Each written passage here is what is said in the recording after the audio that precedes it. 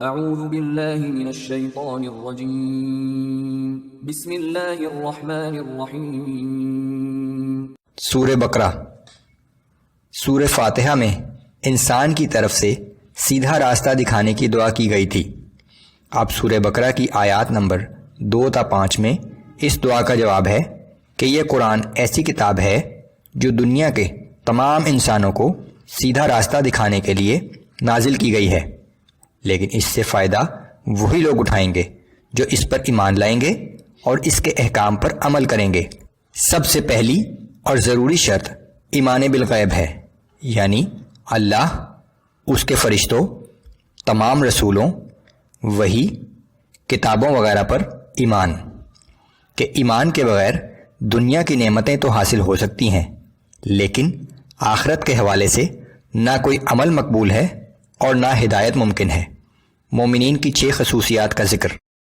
اعوذ باللہ من الشیطان الرجیم بسم اللہ الرحمن الرحیم۔ الف لام میم۔ الف لام میم یہ حروف مقطعات ہیں۔ ذالک الکتاب لا ریب فیہ ھدی للمتقین۔ یہ الکتاب ہے، اس میں کچھ شک نہیں، یہ اللہ سے ڈرنے والوں کی رہنمائی کرتی ہے۔ بلا شبہ یہ اللہ کی طرف سے بھیجی ہوئی کتاب ہے۔ یہ وہی کتاب ہے جس کا وعدہ تورات اور انجیل میں کیا گیا تھا، اور مزید یہ کہ اس کے مضامین شک و شبہ سے بالاتر ہیں۔ الذين يؤمنون بالغيب ويقيمون الصلاة ومما رزقناهم ينفقون۔ یہ اللہ سے ڈرنے والے وہ لوگ ہیں جو غیب پر ایمان لاتے ہیں اور نماز قائم کرتے ہیں، اور جو کچھ ہم نے انہیں عطا کیا ہے اس میں سے اللہ کی راہ میں خرچ کرتے ہیں۔ ہدایت حاصل کرنے کے لیے اولین شرط اللہ پر مکمل ایمان ہے۔ مال و دولت سمیت تمام رزق اللہ ہی کا عطا کردہ ہے اور یہ انسان کی آزمائش کے لیے ہے۔ البتہ ہر انسان کو یہ اختیار دیا گیا ہے کہ وہ اس مال کو خواہ اس دنیا کی چند روزہ زندگی کی آسائشیں حاصل کرنے کے لیے صرف کر دے، یا اللہ کی راہ میں خرچ کر کے جنت کی دائمی نعمتیں حاصل کر لے، کہ یہی اس کا امتحان ہے۔ والذین یؤمنون بما انزل الیک وما انزل من قبلک وبالآخرۃ هم یوقنون۔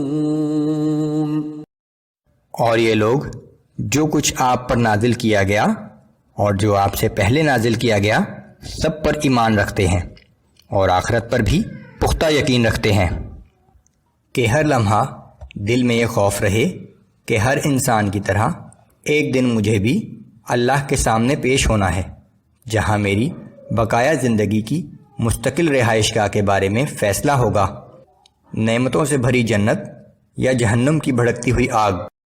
اولئک علی ھدی من ربہم واولئک ھم المفلحون۔ یہی لوگ اپنے رب کی طرف سے ہدایت پر ہیں اور یہی لوگ حقیقی کامیابی پانے والے ہیں۔ ان خصوصیات میں سے 4 کا تعلق ایمان و یقین سے ہے، جبکہ 2 کا تعلق اعمال سے ہے۔ ایمان لاتے ہی عملی زندگی میں نماز اور انفاق فی سبیل اللہ ضروری قرار پائے۔ حج اور روزے کا یہاں ذکر نہیں ہے کیونکہ وہ اپنے وقت پر آئیں گے، لیکن یہ 2 چیزیں فوراً ضروری قرار دے دی گئیں۔ انفاق فی سبیل اللہ میں زکوٰۃ اور صدقات دونوں شامل ہیں، اگرچہ زکوٰۃ بھی 1 سال کے بعد اور وہ بھی ایک مقرر نصاب کی موجودگی میں لازم ہے، لیکن صدقات کی مد میں ہر وقت مال خرچ کیا جا سکتا ہے۔ یہ ایک مستقل عبادت اور اللہ کے نزدیک انتہائی پسندیدہ عمل ہے۔